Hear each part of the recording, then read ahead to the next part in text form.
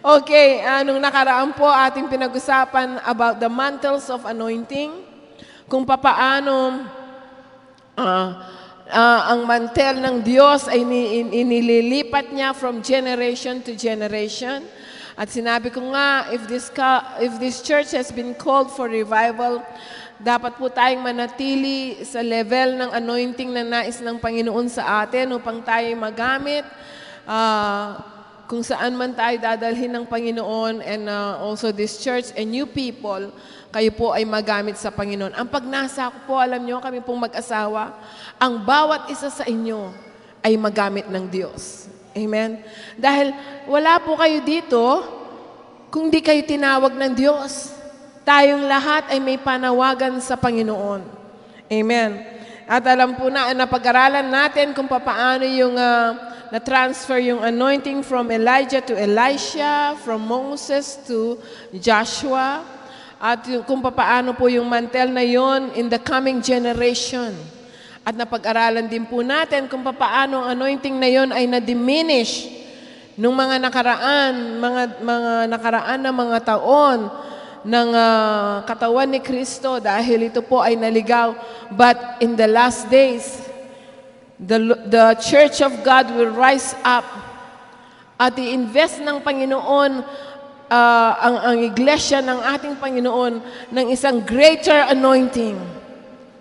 At tayo ay inihahanda ng Diyos doon. At nabanggit ko rin po, hindi aagos ang anointing ng iglesia kung hindi tayo marunong magpasakop.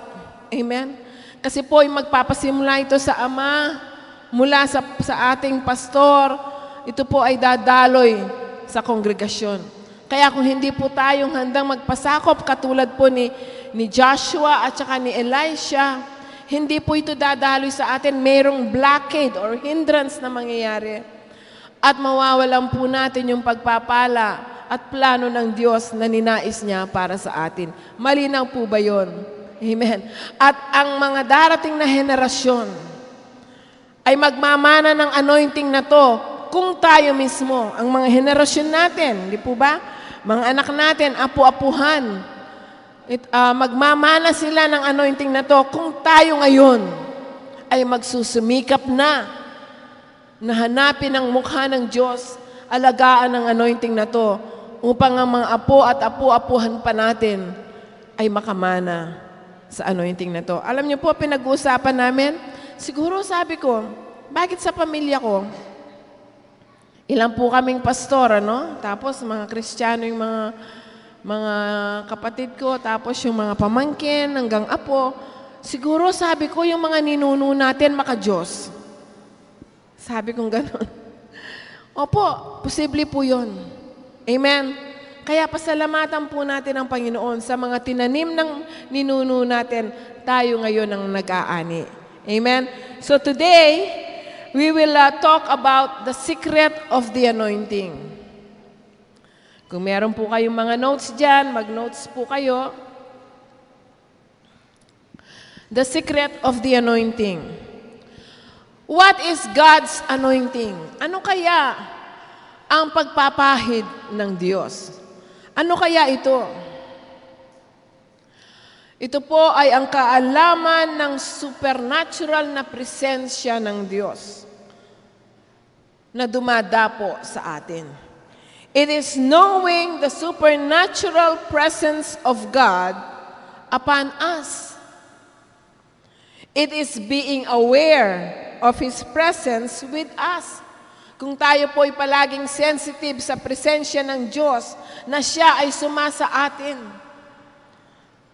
Kanina pong umaga, no, 3:00, gising na po ako at ako'y nananalangin. Kasi po, ang dami kong pinag-aralan na sermon. Ano? Ang dami kong nakahandang ipangaral ngayong umaga. Nagkulong po ako sa banyo. Sabi ko, Panginoon, hindi ko ipapangaral kung alin man dito. Basta't pipili na lang ako, tapos tatayo at mangangaral. Kailangan kong makarinig sa'yo. Kailangan kong malaman kung ano ang gusto mo na ipangaral ko ngayong umaga. Alam niyo po, sinagot po niya ako kung anong oras? 8:00 ng umaga. Nakakatuwa po. 8 o'clock.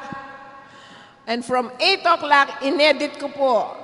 Itong ipapangaral ko sa inyo at natapos po ako.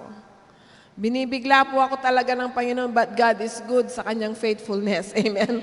So what is the anointing? It is knowing the supernatural presence of God. It is being aware of His presence kahit saan ka man. Nasanay ka na palagi mong kasama ang Diyos.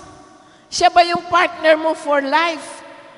Na nakadikit sa'yo at ikaw ay nakadikit sa Kanya? Ano man ginagawa mo, tinatanong mo siya. Saan ka man mapunta, nakikipagkwentuhan ka sa Kanya. Alam niyo po, pag drive ko na po dun sa kotse, sabi ko, Panginoong Diyos, Ikaw nang humawak sa manubela. Ikaw na ang manguna sa buhay ko. Ikaw na ang manguna sa mga kotseng harapin ko at sa mga kotseng nasa likod ko. Sabi ko, sa mga kotseng nasa harapan ko. God wants total dependence. Amen. Itong nais niya. It is being aware of His presence. His presence is always with us. I would describe it as an actual physical experience. Di po ba? Kung minsan ang anointing, nadarama natin ito. Sino po ditong nakadama na ng anointing ng Diyos? Amen? Pwede bang itaas yung kamay na yan na mataas na mataas? Amen. Okay. Amen. Pag nadama niyo po yung anointing ng Diyos, ano yung nadarama niyo? Sige nga, Sister Lita, ano yung nadarama mo? Oo, nadarama mo na parang umaagos yung kapayapaan ng Diyos. Ano pa? Ano pa? Sister Marcing? Kagalakan. Totoo yun. Kung minsan di mo mapigil. Kahit umiiyak ka, tapos tumatawa ka pa, di ba? Yung bang may kagalakan ka. Amen? Iba't ibang manifestation po ng actual na karanasan natin sa pagpahid ng Diyos. I would describe it as an actual physical experience when we feel the warmth of His presence, di po ba? And glow of God upon our body. Alam niyo po ba kung minsan may glow, di ba? Naalala ko po nung nasa Pangasinan kami, sa mga picture, nung nangangaral po ako, nakita nila, merong ilaw sa likod ko na nakabalot. Nakita po yun sa picture, pinakita nila sa akin. So, kung minsan yan ay nangyayari, nakikita natin yung glow ng Panginoon, parang meron kang nakabalot na aurang ganon. It shines. Amen. Hallelujah. It is like a signal that God sends us, saying that He is showing His presence. Ito po ang sign ng Panginoon na pinapakita niya na siya'y nandyan, ang kanyang presensya, na siya'y sumasa atin, na that He approves of what we are saying or doing. Amen? Para sinasabi niya, approve, sabi niya, I am with you. I am always with you. Amen? With the anointing of God, there's also the power and healing of God. Kung minsan nararanasan natin ang kanyang kapangyarihan, ang kanyang kagalingan. Alam niyo po ba ng ating Panginoong Hesukristo, Jesus Christ, knew the anointing of God. Alam po niya at kilala niya ang pagpahid ng Panginoon. Sa Acts 10:38, pwede ba? Acts 10:38, sinasabi doon, how God anointed Jesus of Nazareth with the Holy Spirit and with power, who went about doing good and healing all who were oppressed by the devil. For God was with him. Amen. Dito po ipinapahayag sa atin kung papaano ang ating Panginoong Hesukristo ay nagministeryo sa ilalim ng anointing ng Diyos na kumikilos sa Kanya. Siya'y pinahiran ng banal na Espiritu, ng kapangyarihan. Kaya, kaya niyang gawin ang anumang pinapagawa ng Amang Diyos sa Kanya sa pamagitan ng pagpahid na dumadaloy sa Kanya. At sa pamagitan noon, siya'y nagministeryo at may mga miracles at kagalingan na nangyari at hindi lang yon kahit na ang mga sinasalian ng demonyo ay napalaya. Now, ano po kaya ang sikreto ng anointing? The secret of the anointing. What is the secret of the anointing? Alam niyo po, napakasimple lang. Alam niyo po ba kung ano? Can you give me an answer? What is the secret of the anointing? Wala ba dyan? Okay. Yes, ma? Ano daw, Tet? Okay, practicing the presence of God, that is one thing. Okay, the secret of anointing, of knowing the anointing of God, the secret of knowing the anointing of God is complete obedience to His will. Ang kompletong pagsunod sa Kanyang kalooban. Ito po ang sikreto ng pagpahid ng Diyos. The secret of knowing the anointing of God is kompleto. Pag sinabi po yung kompleto, this is 100%. Hindi 99.9. Amen? Kailangan 100% na pagsunod sa Diyos. Sinasabi po sa John 8:29, and He who sent me is with me. Sabi po ni Jesus, the Father has not left me alone, for I always do those things that please Him. Paano po natin paano po tayo susunod na may kompletong pagsunod sa ating Panginoon? Nagawin natin ang lahat ng bagay na nagbibigay ng Nagbibigay ng kaluguran sa Diyos. Amen. Kailangan ng buhay natin, lahat ng ating tinatangkilik ay kalugod-lugod sa Diyos. Amen? Amen po ba? Alam niyo po, nung minsan, madalas po, kumakain kami dyan sa Toll House, paglabas po namin, meron na isang matandang babae na talagang hawak-hawak po niya yung mga sampakita. Sabi niya, sali na ka. Sabi niya. Alam niyo po, nung pagsakay ko, saguli po ma, sabi ko sa kanya, pagsakay ko po, agad-agad sabi ng Panginoon, bigyan mo na lang siyang pera, wag kang bibili. Ako po'y nag-obey doon sa simpleng sinabi ni Lord na yun. Nagbaback up na po si pastor. Sabi ko, teka muna, itigil mo yung sasakyan. Binuksan ko po ang bintana. Sabi ko, ma, ay ni po yung pera. Eto po yung pera, sabi ko. Huwag niyo na po akong bigyan ng bulak. Ay, Ali! Sabi na, Ali, kunan mo lang. And I insisted. Alam niyo po, sa simpleng pagsunod na yon sa Panginoon, God is pleased. Amen? Kahit sa maliit na pagsunod, one time po, naalala ko, hating gabi na, biglang tumayo si pastor. Sabi niya ganun, kailangan akong umalis, Karina, sabi niya.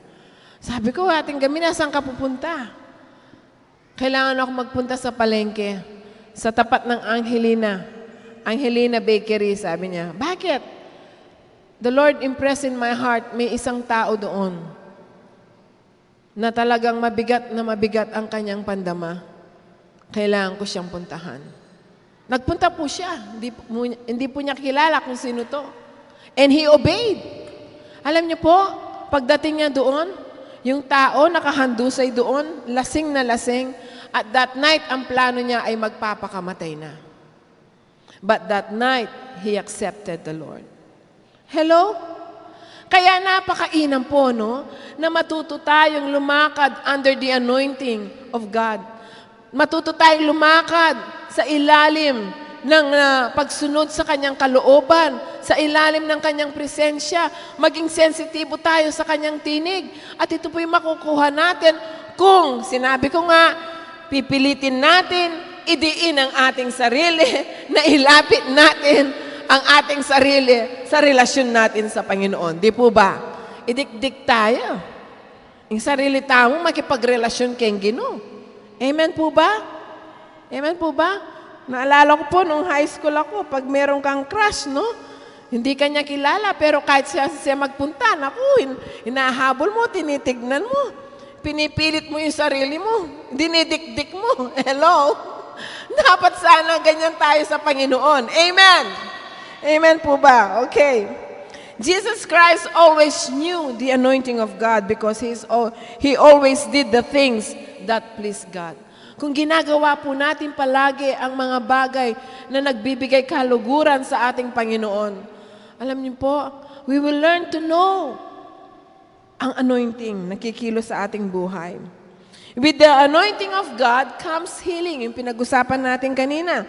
Ito po'y makikita natin sa Mark 5:27 to 34. Babasahin ko po ito at ako'y magmamadali dahil meron pa po akong ilang mga bagay na naisabihin. Sabi po dito, when she heard about Jesus, she came behind him in the crowd and touched his garment. For she said, if only I may touch his clothes, I shall be made well. Immediately the fountain of her blood was dried up, and she felt in her body that she was healed of the affliction. And Jesus, immediately knowing in himself that power had gone out of him, turned around to the crowd and said, who touched my clothes? But his disciples said to him, you see the multitudes thronging you, and you say, who touched me? And he looked around to see her who had done this thing. But the woman, fearing and trembling, knowing what had happened to her, came and fell down before him and told him the whole truth. And he said to her, daughter, your faith has made you well. Go in peace and be healed of your affliction. So Jesus knows about the anointing. Nung hinipo siya ng babaeng ito that has been bleeding for 12 years, alam niya na lumabas yung anointing na yon at nagkaroon siya yung babae ng kagalingan. Jesus always knew the anointing of God, and when it was falling around him, he sensed immediately, alam po ng Panginoon ito. Kaya sabi niya, who touched me? Alam niyo po, maraming beses kami po ay nai-invite sa ilang dako.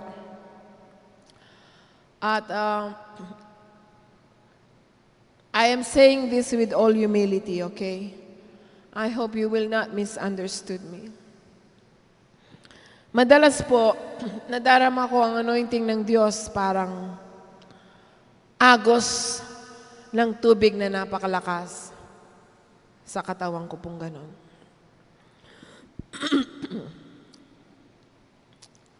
At nadarama ko po ito, talagang maagos. Naalala ko po, in one occasion, habang ito'y nangyayari, habang ito po ay umaagos, may idinalangin po akong isang babae na dumaan lang po akong ganon, at siya po ay na-slain. At pagka-slain po niya, siya po ay parang gumapang ng parang snake yung katawan niya. Pagkatumba po niya ganon, gumanong po siya. At ito po yung nangyari po sa Portugal. Agad po binalikan ko siya. At while the anointing is working, at siya po ay napalaya, she was demon-possessed. At siya po ay napalaya that day sa harapan po ng mga Portuguese na nandoon, mga taga-Tibet, mga Pilipino, at iba't ibang lahi pong nandoon. At nandun po yung high-end lawyer ng Portugal at saka yung consul general na hindi man sila Kristiyano but they were able to witness that. And nung napalaya na po itong babaeng ito, bigla po in-impress ni Lord sa akin na yung nanakit sa kanya, kaya siya na demon-possessed, nasaktan siya, nagkaroon siya ng hatred and bitterness and unforgiveness. Sabi ko, yung nanakit sa babaeng ito, sabi ko, ay nandito ngayon at dalawa kayo. Imagine, sasabihin ko po yun.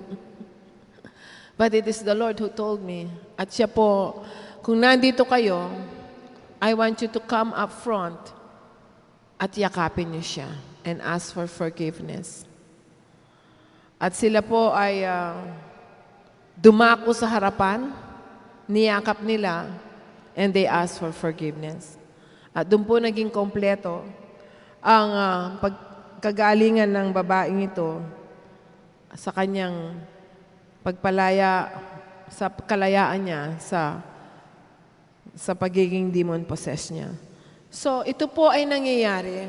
At alam ko po, one way or another, ito'y nararanasan nyo rin. Kuminsan parang mainit, kuminsan naman parang tubig na malamig, dumarating ang Panginoon. Okay. Isa pa pong insidente, nung kami po'y nasa Pangasinan, habang kumikilos ang Panginoon, yung isang mamang naka-walker, ito po yung naka-wheelchair na dinala dito noon, tapos nung nasa Pangasinan kami, naka-walker siya. Habang pinagpipray po siya, kasi po sabi na sa akin ng Panginoon, huwag kang bababa sa stage. Kuminsan po kung nag-move ang Panginoon, sabi niya, diyan ka lang, huwag kang bababa. Hindi po ako bumaba. So, ako po, hawak ko yung mic, sabi ko sa kanya, kapatid, habang pinagpipray po siya ni na Pastora Lani, sabi kong ganon, tayo ka, sabi ko, at lumundag ka, sabi kong ganon. Siya po'y tumayo, nag-jump po siyang ganon. Alam niyo po kung anong nangyayari ngayon sa kanya? Siya po ay naglalakad ng may kalayaan na sa Pangasinan. Amen. Palakpakan po natin ang Panginoon doon. Sabi nga po ni Pastora Lani sa akin, tumayo siya, sabi niya. Sabi niya, kasi sila po yung nandoon na nagpipray sa kanya. At siya po yung nakapaglakad na. Tumawag po yung pastora sa akin sa Pangasinan dahil doon kumalat po ang kagalingan. At isa pa pong insidente na may pinagpray po kaming isang babae doon na nabulag dahil sa diabetes niya, tsaka sakit niya sa puso, at tsaka sa kidney. That day po na pinagpray po namin ito, nakakita po yung mata niya. At ngayon daw ay maliwanag nang nakakakita yung mata niya. Nung last time po namin siyang binisita, nag-iba na rin po yung mukha niya. At yung mga kidneys po niya, kasi pinag-pray po namin that day, brand new kidneys. Amen?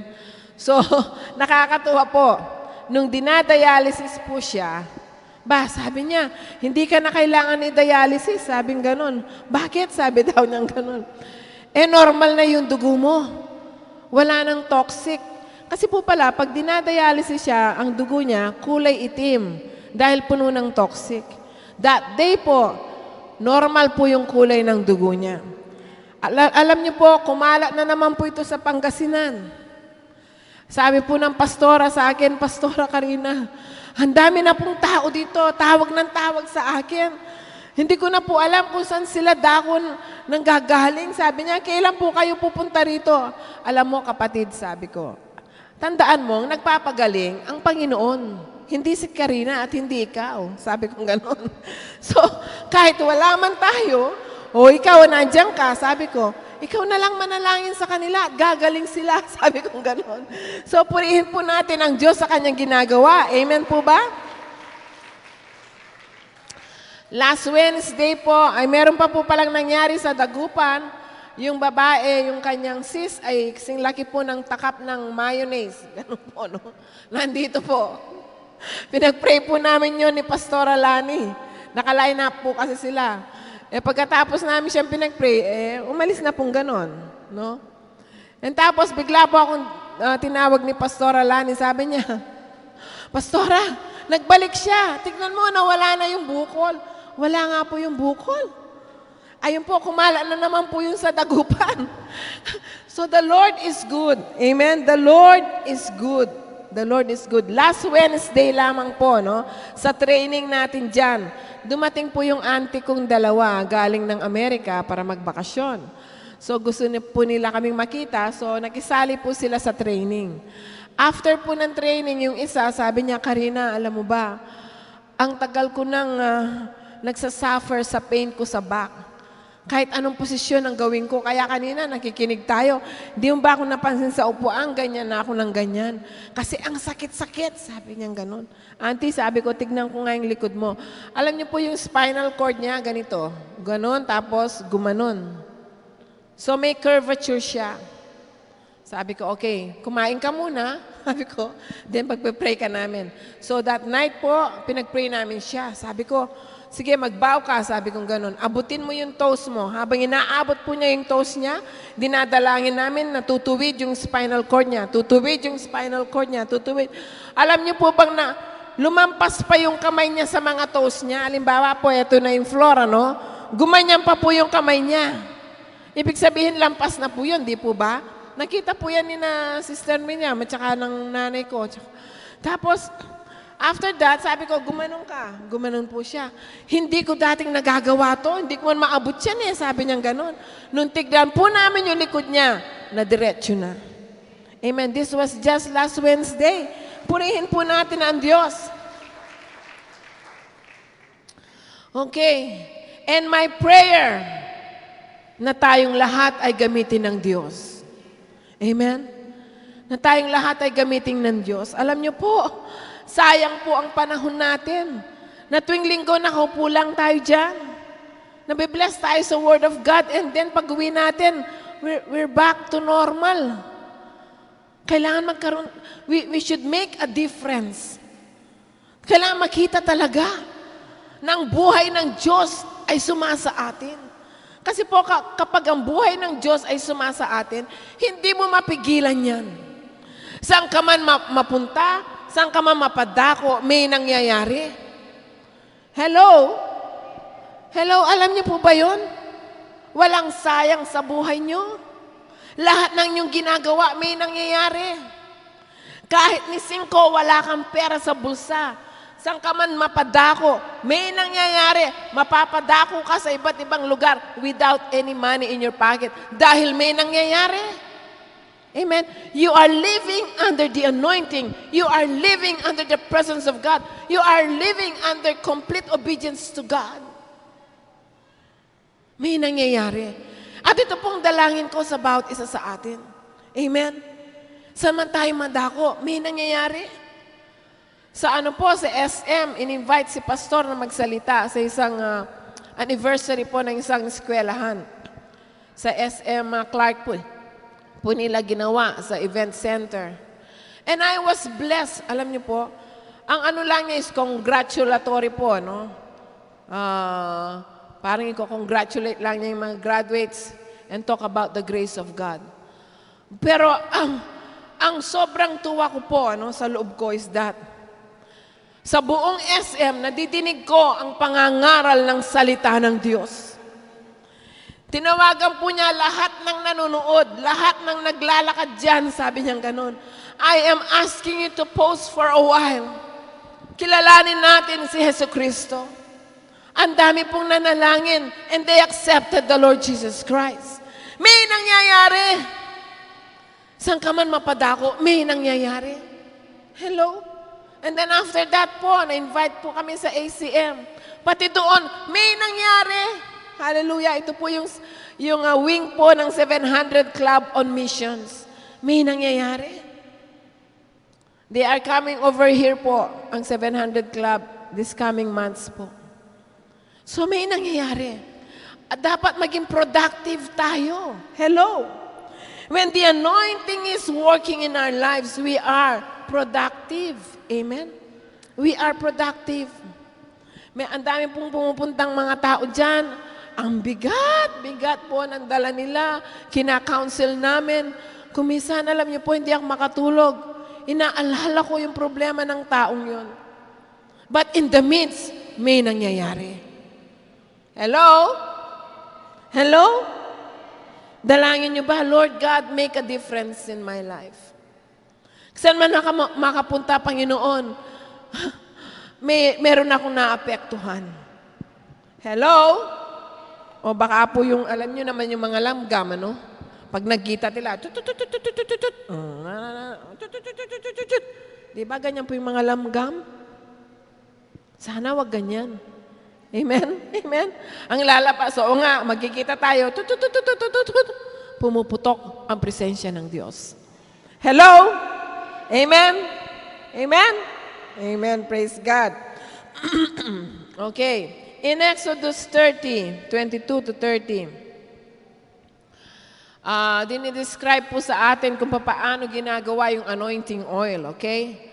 Basahin ko po. Moreover, the Lord spoke to Moses, saying, also take for yourself quality spices, 500 shekels of liquid myrrh, half as much sweet-smelling cinnamon, 250 shekels, 250 shekels of sweet-smelling cane, 500 shekels of cassia, according to the shekels of the sanctuary, and a hin of olive oil. Thank you, Dad. And you shall make from this a holy anointing oil, an ointment compounded according to the art of the perfumer. It shall be a holy anointing oil. With it you shall anoint the tabernacle of meeting and the ark of the testimony, the table and all its utensils, the lampstand and its utensils, and the altar of incense, the altar of burnt offering with all its utensils, and the laver and its base. You shall consecrate them, that they may be most holy. Whatever touches them must be holy.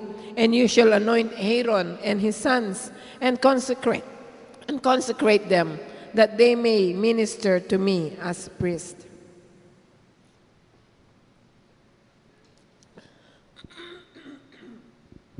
Sa nakaraan po, wala po ba kayong nadarama ngayon sa mga service natin?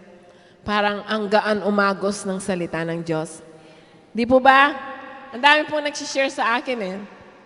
Alam niyo po ba kung bakit? Sa mga nakaraan, mga kapatiran po natin dito, they spent po almost half a day praying. And sila po'y umikot sa buong iglesia, sa buong dako, anointing ang lahat ng kagamitan ng iglesia with oil. Hello? And darkness and heaviness was dispelled. Amen. Amen. Hallelujah. Amen. May nag-share po sa akin, Pastora, bakit po kaya mga nakaraan na linggong ito, parang ang fresh po ng salita ng Diyos? Sabi niya ganon. It's because of the anointing. The anointing oil. At sinabi po doon, ang unang sinabi doon, and take for yourself quality spices, 500 shekels of liquid myrrh. Alam niyo po ba yung myrrh? Ang myrrh ay ginagamit po ang pang-imbalsamo. It speaks about death. Ang dami pong pinahid, ano? 500 shekels of myrrh. It speaks about death. For us to be anointed, we have to pay the price. There is a cost and there is a price to pay. Hello? Kailangan po tayong magbayad ng presyo. Kumisan po, nakikita natin ang isang tao ginagamit ng Panginoon. At sinasabi natin habang nakaupo tayo, Lord God, sana ako maging ganyan. Naku, sana maging anointed ako. And then, we aspire that position. Pero hindi natin alam ang dinaanan ng taong yan to acquire the anointing. Nagbayad siyang napakaraming presyo. That's why I told you it speaks of death. What is death?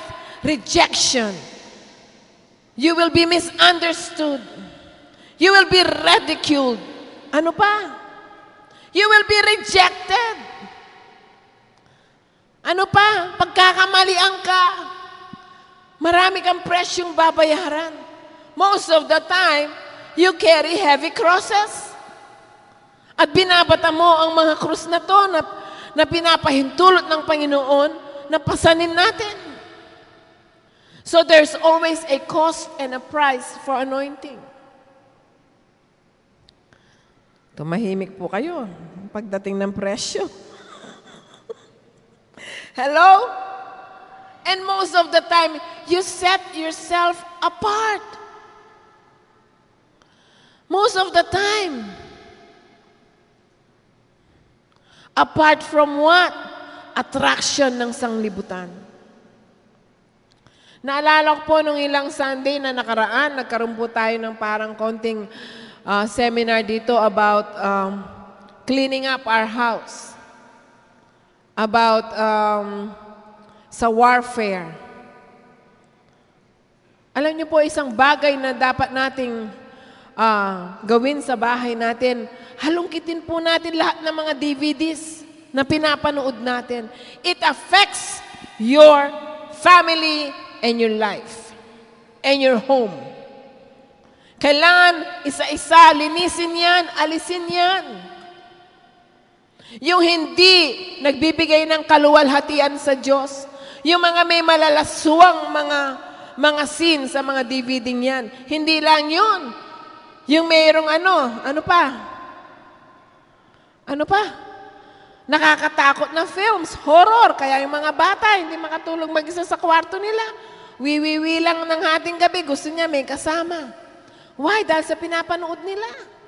At ano pa, yung mga violente na mga bagay na pinapanood natin. Alam niyo po, kapag yan ay nasa tahanan natin, may hawak yan sa mga pader. At kung minsan, ang ganda ng paggising mo, bigla magugulo kayo. Why? Dahil may hawak. Meron silang hawak sa inyo, sa mga napanood nyo. I'm telling you this, hindi ako nagbibiro. And it is very true. Noon may pinag-pray kami na demon possessed because sa maraming rock music na kanyang pinakinggan, na demon possessed siya. Tapos, para maniwala yung taong ito, binakward po namin yung plaka sa kanya. Narinig niya doon, worship Satan, worship Satan. Ayaw mong maniwala, sabi ko, na ang mga rock music na to, sabi ko, may mga demonyo. Eto, halika, sabi ko, pakinggan mo. Binakward po namin yun. Nadinig niya. You have to get rid of all these magazines, books, mga pinapanood nyo sa TV. Kailangan po, alam nyo, panahon na po para maglinis tayo. Panahon na para maging totoo tayo sa ating relasyon sa Panginoon. Magpakatotoo na po tayo. Kung gusto natin talaga mag-flow ang anointing ng Diyos sa buhay natin, maglinis tayo. Sabi ko nung nakaraan, meron tayong dapat checkpoint sa isip natin, di po ba? Meron din tayong checkpoint sa bahay. One time po, may kumakatok sa bahay namin na hindi ko kakilala. Sabi ni Lord, wag mong papasukin, mag-inang yan, demon possessed. Sabi ko sa kanila, I'm sorry, hindi ko kayo pwedeng papasukin sa bahay. Ano bang kailangan nyo? Sabi nung ina, pwede nyo po bang ipag-pray yung anak ko? Parang po siya ay may demonyo sa katawan. Imagine po yun, sinabi ng nanay yun. Sabi ko sa kanila, sige po, sabi ko, bigyan nyo lang yung address nyo, pupuntahin namin kayo sa bahay, bigyan nyo lang kaming mga 4 na araw dahil kami mag-aayuno. And then pupuntahan namin kayo. Pinuntahan po namin sila. Alam niyo po ba yung bata, teenager po siya, mga 19 years old. Nung pinagpipray namin siya, nahulog siya sa kama, pumasok siya sa ilalim ng kama. Alam niyo po ba, nasa ilalim siya ng kama, no? Halimbawa, ito yung kama. Andito siya sa ilalim ng kama, no? Nag-elevate po siya. Nag-elevate siya. Talagang tinaas niya yung kamang ganun. Nandun siya sa ilalim. Nakalutang po siya. Sabi ko sa pangalan ni Jesus, bumagsak po yan. And that day napalaya po yung bata, pero sabi ng Panginoon sa akin, hindi mapapalaya yung bata, ang ina muna, dahil ang ina ang naging dahilan bakit na demon possessed yung bata. So that day, yung dalawa po ay napalaya. So we need to live and walk under the anointing. If we mean business with the Lord, maglinis tayo sa bahay natin. At bantayin po natin ang ating mga bunganga. Alam niyo po kung minsan, ay, pagpasensya niyo na.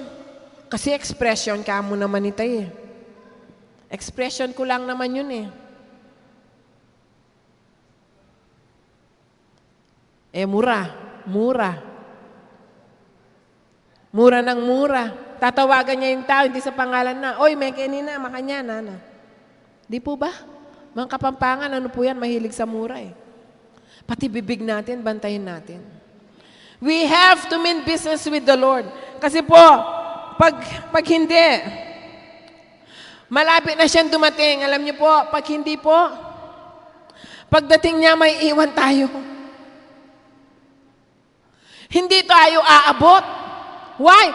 Hindi tayo nagtanim ngayon. Hindi tayo nagtanim ngayon. Okay. Kayo po ba'y nandiyan pa?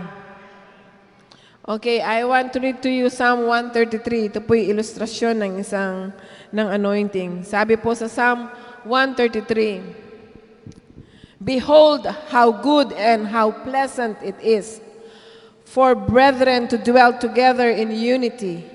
It is like the precious oil upon the head, running down on the beard of Aaron.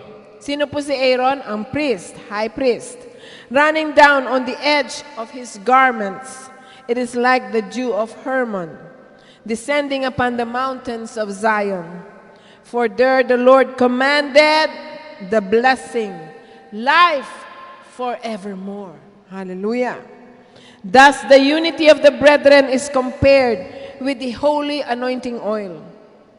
Okay, this illustration po and types from the Old Testament, ito po ay maliwanag na pinapakita sa atin kung papaano mag-flow ang anointing mula sa Amang Diyos sa pamagitan ni Jesucristo at sa banal na Espiritu sa kanyang inatasan na lingkod niya and then sa kongregasyon. Hello, naunawaan niyo po ba yun? And then sabi niya, diyan ang pangako ng Diyos. Anong sabi ng pangako ng Diyos? For there the Lord commanded the blessing. Hindi lang blessing, ano pa? Life forevermore. Eternal life. Amen? Do you want to walk in favor, in blessing, and do you want to have that eternal life flowing through and through? Then we must learn to submit to God the Father, God the Son, God the Holy Spirit, and to His servant, sa ating mga pastor. And then the blessing will flow. Amen? Amen? Okay. Marami na po akong lalampasan.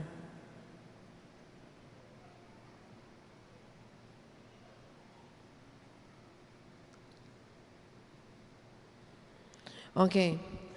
Napakahalaga po ng bahagi ng baptism of the Holy Spirit when we speak of the anointing.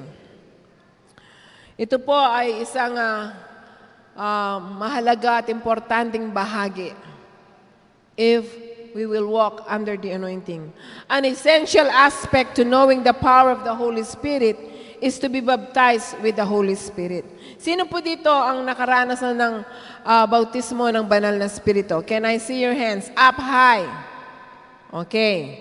Baba po natin. Sino po dito ang hindi pa nabaptize ng Holy Spirit? Can I see your hands? Hindi pa nakaranas ng baptism ng Holy Spirit. Ayun. Sino pa po? Sige po. Okay. Meron dyan, alam ko, pero nahihiya kayo. Raise your hands. Sige. Ay, sa likod. Amen. O, sige. Amen. Okay. Okay. So, kapag we want the anointing of God in our lives, mahalaga na tayo po ay mabaptize ng Holy Spirit. Amen? After His resurrection, after po ng resurrection ng ating Panginoon, He breathed on His disciples so that they received the Holy Spirit. In John 20, verse 22, and when He had said this, He breathed on them and said to them, receive the Holy Spirit. Jesus Christ then told His disciples to wait in Jerusalem until they received the promise of the Father. In Luke 24:49, Sinasabi po doon, "Behold, I send the promise of my Father upon you, but tarry in the city of Jerusalem until you are endued with power from on high." This command was repeated in Acts chapter 1, verse 4. And being assembled together with them, he commanded them not to depart from Jerusalem, but to wait for the promise of the Father, which he said, "You have heard from me." And then in Acts 1:8, sinasabi po doon, "But you shall receive power when the Holy Spirit has come upon you, and you shall be witnesses to me in Jerusalem, in all Judea and Samaria, and to the end of the earth." And they waited in the upper room. The Holy Spirit came upon the disciples. Makita po natin ito sa Acts 2 verses 1 to 4. Sinasabi doon, when the day of Pentecost had fully come, they were all with one accord. They are what? In one accord. It speaks of unity. They are united. Amen? Walang hadlang sa bawat isa. Nagkakaisa sila. Ano yung nagkakaisa? They agree with each other. Di po ba? They agree with each other. They are in one accord. Amen. Then suddenly there came a sound from heaven, as of a rushing mighty wind, and it filled the whole house where they were sitting. Then there appeared to them divided tongues as of fire, and one sat upon each of them. And they were all filled with the Holy Spirit and began to speak with other tongues. Amen. So napakahalaga po na ating matanggap ito at ating maranasan, at mamaya po idadalangin ko na ito'y gagawin sa atin ng ating Panginoong Diyos. At yung mga pong nakatanggap na ng baptism of the Holy Spirit, idadalangin ko that God will remind you every day to speak in tongues. Ang napakahalaga po na nag-speaking in tongues. Ako po, nagdadrive ako, nag-speaking tongues ako, naliligo ako, nag-speaking tongues ako, nagluluto ako, nag-speaking tongues ako. Kung may kausap po akong tao, may sinasabing kapampangan yung bibig ko, pero yung puso ko sa loob, nag-speaking in tongues. Hello? Opo, pwede natin gawin yun. You draw within. Amen? Okay. Ako po'y magtatapos na.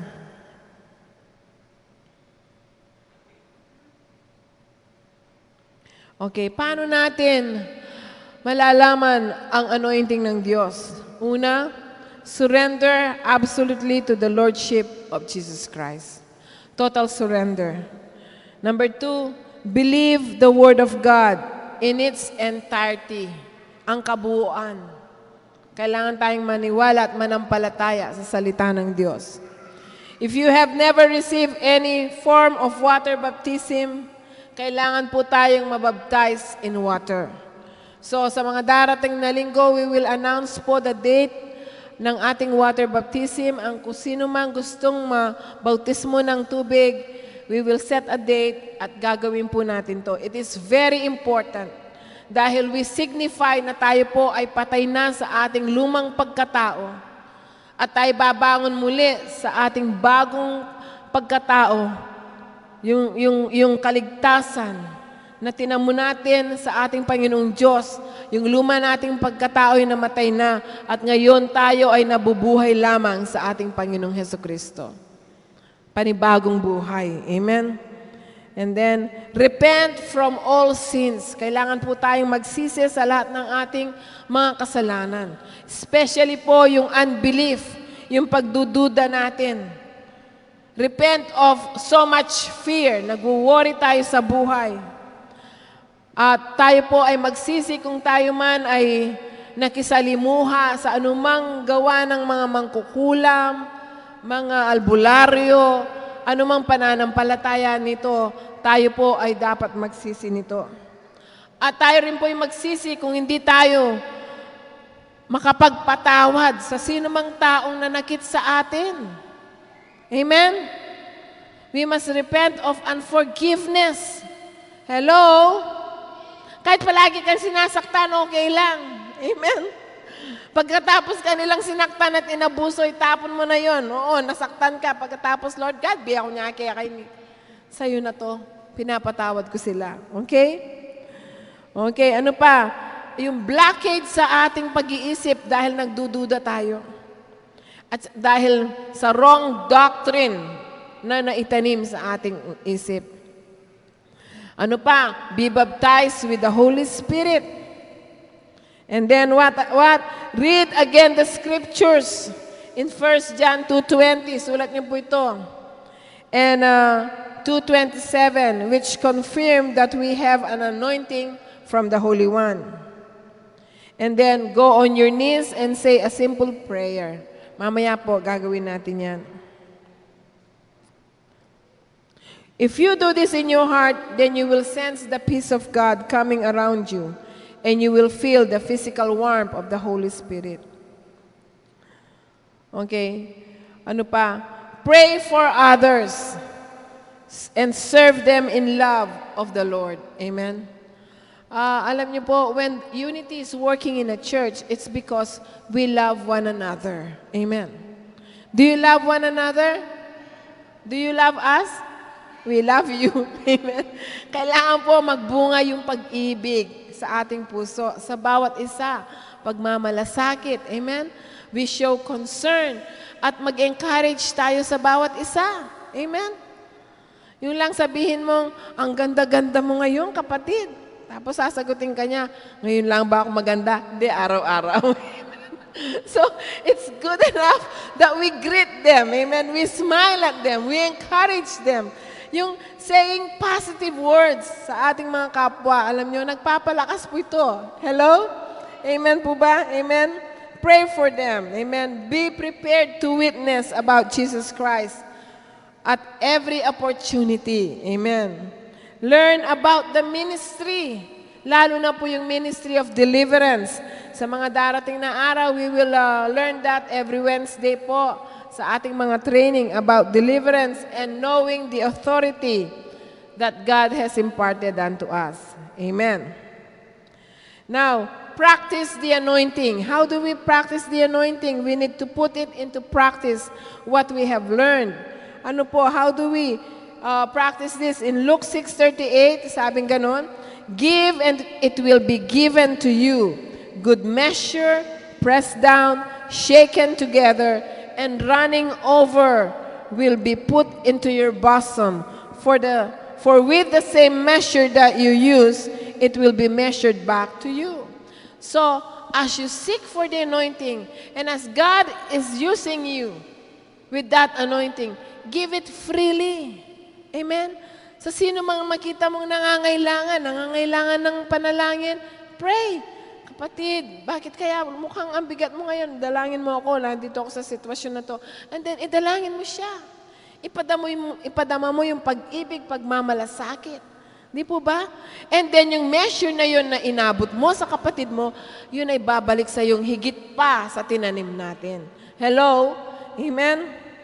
And as we obey the Lord and seek to bless others, then God will bless us mightily also. Amen. The anointing is not something for us to enjoy privately or to tell others how much of the anointing we have received. The anointing is for service, and as we obey the Lord and serve others in the name of the Lord. Amen. Okay, eto po, no, gusto ko lang for the last time, ako magtatapos na. What is the blockage? Ano po yung pwedeng maghadlang sa anointing? Number 1, failure to repent. Kapag meron tayong nagawang pagkakasala tapos hindi tayo nagsisi. Failure to renounce unbelief, doubt, and fear. Failure to renounce any spirit of blockage of mind. Often we can inherit such a spirit from our parents because of their unbelief. Lalo na po yung doubt. Huwag po tayong mag-doubt concerning the Word of God. Ang kanyang mga pangako ay totoo. Such a spirit can come upon us when we have a strong intellectual background. Lalo na po kasi kagaya po nung they invited me sa Holy Angel to debate sa mga taga-Ateneo. Dalawa po yung ka-debate ko, galing Ateneo. Ako lang po mag-isa. Very intellectual po sila. And I was praying, Lord God, bakit ako pang may pili, Kenny? Bakit ako pa pong napunta rito, sabi ko. And we are debating, sila po on philosophy. And I'm debating on faith. And according to the Bible, faith is believing on things that you do not see. And their philosophy is, we have to see before we believe. So we went on debating, nandun po ang mga estudyante, mga teachers dyan. And I'm addressing them as sir. Sabi ko, sir, okay. I'll just give you 2 last questions. Sabi ko, do you believe in God, sir? Sabi ko ganon. Yes, of course we believe in God. Sabi niya ganon. We are professors in a Christian university. Sabi niya ganon. Okay, last question, sir. Sabi ko, have you seen the real God, the true God, the real God, the true God, the real God, and the true God? They did not answer me, they walked out. Dahil ako po yung nanalo. You know why? Because faith is believing on things that you do not see. Have you seen the real God, the true God? But do you believe in Jesus? Do you have faith in Jesus? Amen. So, alam niyo po, God is displeased on doubt. We need to have faith sa kanyang mga pangako, sa kanyang mga salita. So let's all stand, please.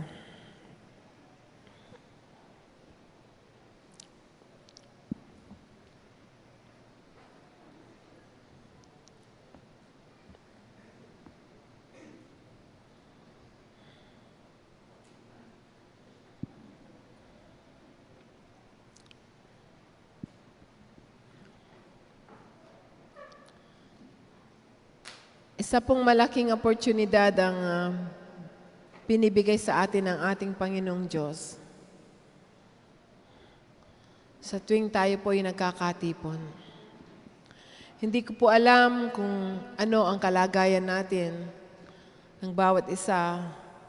Hindi ko po alam ang sitwasyon at mga struggle ng bawat isa. But today, God is giving us an opportunity. Amen? An opportunity to know about the anointing of God, to know about His presence, to flow under that anointing until we will be lost in that anointing, in His presence forever, until we will just be flowing and swimming in the presence of God. And as we flow and as we swim, it is the Spirit of God who will maneuver our lives and direct us wherever He wants us to go. And we will be effective. God wants to deliver us this morning sa anumang kalagayan natin ngayon. Kung may mabigat ka man problema, alam nyo ba, sinukat namin ang buhangin sa buong mundo. Ilan ba yun? 6 quintillion. Di ko alam kung ilang quintillion. Sinukat namin po ang butil ng buhangin. Di ko alam kung ilang quintillion yun. Nandun sa isang notes namin. Sinukat namin ang gallons ng tubig sa buong mundo. Di ko alam kung ilang 6 trillion. Sinukat namin ang lahat ng dapat makita mong dakila, napakarami sa buong mundo. Yet, sa lahat ng ito na binanggit ko, higit pa rin ang biyaya ng Diyos. Higit pa rin ang biyaya ng Diyos. Kaya ang umagang ito ay oportunidad sa pinagkakaloob na biyaya ng Diyos sa atin. Di ko alam kung anong kalagayan natin, no? Kasi ngayon, mahigpit atake ng dyablo. Pero higit pa rin ang biyaya ng Diyos. Kaya sa umaga pong ito, let's ask God to deliver us sa anumang nararanasan natin ngayon. Let's call upon the name of the Lord. And let's ask God to fill us with His presence, with His anointing. Para kung saan man niya tayo dalhin, tayo magiging effective. Amen? Can we bow our heads and pray? Father, in the name of Jesus, narito po kami sa inyong harapan, Panginoon. At kami po'y naninikluhod. Alam niyo po ang aming kalagayan. Alam niyo po, Panginoon, ang aming nararanasan. Itinataas ko rin po sa inyo ang isang kapatid, Panginoon, na nakausap ko sa linggong ito. Alam niyo po ang kanyang nararanasan, Panginoon. Kahit saan man siya humarap, Panginoon, na para bagang wala ng pag-asang kanyang buhay. Lord, wala siya dito ngayong umaga, pero Panginoong Diyos, abutin niyo po siya.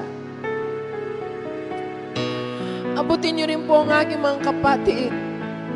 Hindi ko po alam kanilang nararanasan, pero abutin niyo po sila, O Diyos. Sa lahat po ng aming nabanggit, Panginoong Diyos, higit ang iyong biyaya. Higit ang inyong biyaya. Higit pa ang iyong biyaya, O Diyos. Kami po, Panginoon, ay tumatayo sa inyong biyaya na inyong pinagkakaloob sa amin sa umagang ito. Naninikluhod po kami. Patawarin niyo po kami sa aming kapabayaan. Patawarin niyo po rin kami sa mga bagay na aming nagawa na hindi nagbigay ng kaluwalhatian sa iyo. Patawarin niyo rin po kami, Panginoon, sa mga salita at gawa na aming nagawa na nakapanakit o hindi nagbigay ng kaluwalhatian sa iyo. Lord, narito po kami sa inyong harapan sa umagang ito. Can we raise our hands? And we cry out to you, Lord God, and we ask for forgiveness. Hugasan niyo po kami ng iyong makapangyarihang dugo. At sa umagang ito, God, we cry out for more of your presence, more of your anointing in our lives, oh God. In the name of Jesus. Palayain niyo po kami sa umagang ito, Panginoon. Dumating ka sa aming kalagitnaan. Palayain niyo po kami, O Diyos, sa anumang mga bagay na nagpapabigat at tumatali sa amin sa umagang ito. Lord God, dumating ka at abutin mo po kami sa aming kalagayan ngayon in the name of Jesus. Sa pangalan ni Jesus. Sa pangalan ni Jesus. Kapatid, kung ito yung dalangin mo, tayo po'y lumapit dito sa harapan. Kung ito ang dalangin natin sa umaga ito, tayo po ay lumapit dito sa harapan.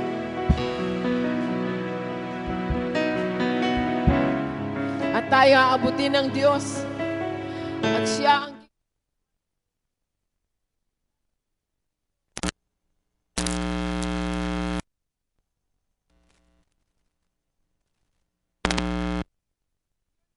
will never be the same again. Ito yung oportunidad na pinagkakaloob ng Panginoong Diyos sa atin ngayon. Ngayong umaga, huwag nating sayangin ang oportunidad na to. Our life will never be the same again. Our life will never be the same again. Palalayain niya tayo. Pupuspusin niya tayo. Our life will make a difference sa buhay ng ibang tao. Ang nakikita mong napakahirap ay magiging magaan. In Jesus' name. In Jesus' name. In Jesus' name. In Jesus' name. In Jesus' name. In Jesus' name. In Jesus' name. In Jesus' name. In Jesus' name. In Jesus' name. In Jesus' name. Call upon the name of the Lord. In the name of Jesus. In the name of Jesus. Ang lahat ng bagay ay magiging magaan. In the name of Jesus. In the name of Jesus. God will set us free. God will touch us. God will anoint us. God will bless us. God will shower us with favor. With favor. With favor. With favor. Reach out. Reach out unto God. Reach out unto God. Reach out unto God. Reach out unto God. Reach out unto God. Yaraboshkaya, Rababakia, Raboshkaya. Asora Lanimi. Yaraboshkaya, Rababakia. Your life will never be the same. Call upon the name of the Lord. Ask the Lord to fill you with His Spirit. Ask the Lord to fill you with His Spirit. Ask the Lord to fill you with His Spirit. In the name of Jesus. Koya Rabashkaya, Rabababakaya. Instead, in our midst. Salamat, Panginoon, sa paghipo mo sa marami sa amin.